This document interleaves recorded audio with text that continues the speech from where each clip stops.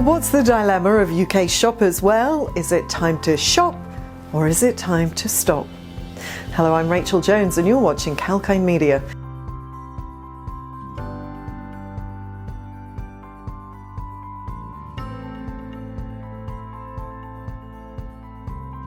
Now, British shoppers are hitting the shops since they were opened back in April. Retail spending has helped the economy to recover fast post-lockdown. According to data by the Office for National Statistics, output per hour worked, a measure of productivity in the economy, inched up by 0.1% in the second quarter.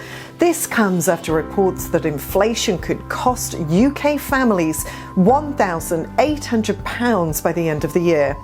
According to research done by the Centre for Economics and Business Research, the spike is largely driven by the fuel and food prices, which has been causing headaches for the Boris Johnson government. The rate of inflation is set to top 4% for the first time in a decade and is already at a 3-year high. This could well be a sign that the UK economy is recovering faster as spending surged in recent months.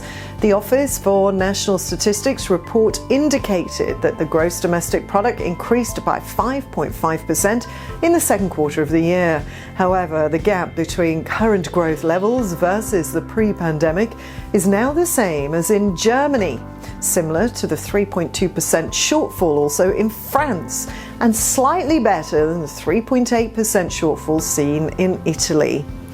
While there are issues surrounding the increased transaction costs, the recent card spending figures have shown that the users are not bogged down by the transaction costs.